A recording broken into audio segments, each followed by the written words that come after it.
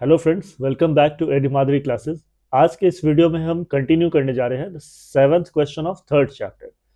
Let us have a look upon the question.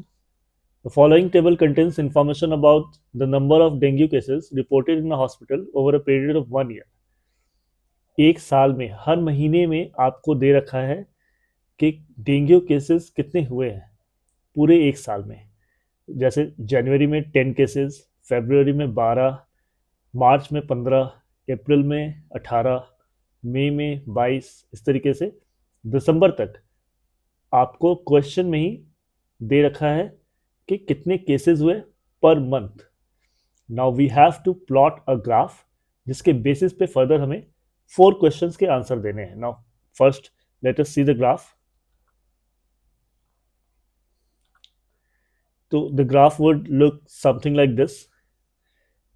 इसमें हम देख सकते हैं कि 3 महीनों में सबसे ज़्यादा डेंगू केसेस आ रखे हैं। Let us look at the first question. In which 3 months were the dengue cases highest? किस 3 महीनों में डेंगू केसेस हाईएस्ट है? It is apparent that in the months of July, August, and September, the cases are highest. It appears to be 65 cases each in each month.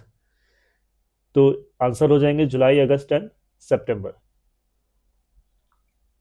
Second question says in which months were the cases lowest? किन महीनों में या किस महीने में cases, dengue cases lowest थे? तो ऐसा सिर्फ एक ही मंथ था, that is the month of January, जहां पर केस लोएस्ट आए थे। दैट वाज 10 केसेस इन जनवरी। तो the answer would be January. Third question says what natural और environmental factors during the peak months might contribute to the increase in dengue cases? The peak months are जुलाई, अगस्त and सितंबर, जहां पे सबसे ज्यादा cases आए थे, पीक मंथ्स। तो वहां पर ऐसा कौन सा नेचुरल या एनवायरमेंट फैक्टर रहा होगा, एनवायरमेंटल फैक्टर, जिसकी वजह से केसेस सबसे ज्यादा आए? तो we can clearly see this कि ये जुलाई, अगस्त एंड सितंबर is the month of monsoon in India, जहाँ पे जिस टाइम पर बारिश होती है हमारे देश में। तो ऑब्वियसली बारिश की वजह से ही कुछ हुआ होगा जिसकी वजह से डेंगू केसेस सबसे ज़्यादा आए होंगे। तो you can write answer as during July, August and September monsoon hits India. Because of this, many places fill with stagnant water, which works as perfect breeding grounds of mosquitoes carrying diseases. This condition contributes to the increase in dengue cases.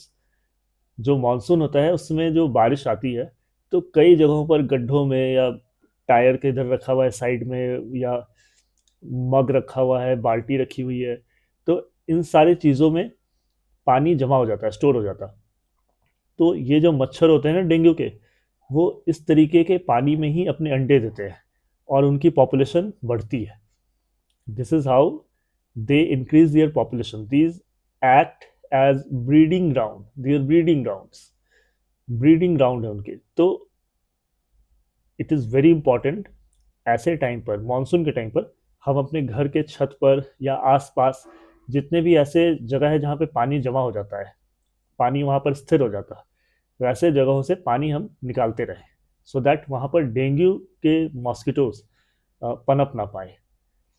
तो this is your answer to the third question. Let us proceed to the fourth. Suggest a few preventive steps that the community or government can take before the peak season to reduce the spread of dengue. Peak season is the monsoon season, बारिश की बारिश का time. तो ऐसा कौन सा preventive step हम लोग, कम्युनिटी या फिर गवर्नमेंट, सरकार, ऐसा कौन सा स्टेप्स ले सकते हैं हम लोग जिसकी वजह से डेंगू का जो स्प्रेड है, फैलना, वो कम से कम हो? तो आप एट कम्युनिटी लेवल और एट इंडिविजुअल लेवल आप नेट्स का यूज़ कर सकते हो, मॉस्किटो नेट्स का। देन आप mosquito spray, repellents, insect repellents, उनका भी यूज़ कर सकते हैं। Then you can choose to wear long sleeve T shirts.